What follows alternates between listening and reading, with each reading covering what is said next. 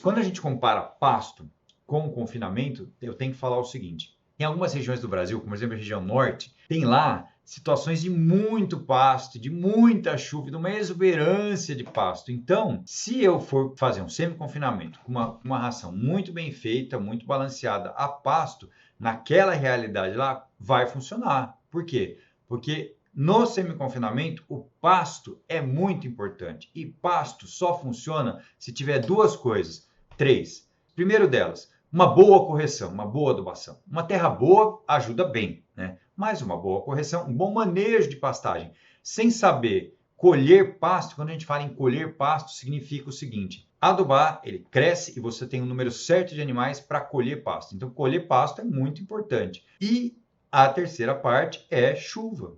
Porque pasto irrigado, dependendo do sistema que você for fazer, começa a ficar bem complicado, começa a ficar meio difícil. Tem gente que consegue fazer um bom manejo rotacionado com irrigação e de alguma forma consegue pagar a conta, mas o fato é que se não tem chuva, já fica apertado. Por quê? Porque chega no momento que a oferta de pasto diminui, a qualidade desse capim diminui e aí o ganho de peso pode ir lá embaixo. É normal fazer semi-confinamento e não conseguir ter 1 quilo de ganho de peso no pasto. E aí, muitas vezes, essa conta vai ficar pior do que no confinamento. Vai ficar pior. E mesmo assim, em umas regiões onde a gente tem muita chuva e uma situação bacana, hoje, eu já trabalho da seguinte forma. Se eu tenho uma boa área de pastagem, por exemplo, eu conseguiria otimizar a minha propriedade deixando o pasto para fase de cria, para ter muito bezerro, para ser capaz de dar muito pasto para a vaca com bezerro, fazer uma boa suplementação no creep feed, uma suplementação importante,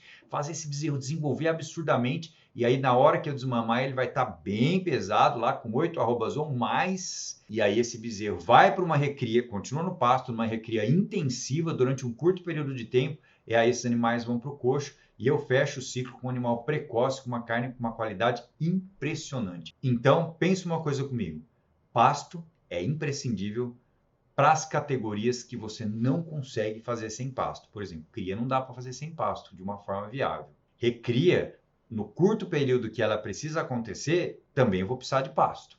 E engorda, dá para fazer sem pasto.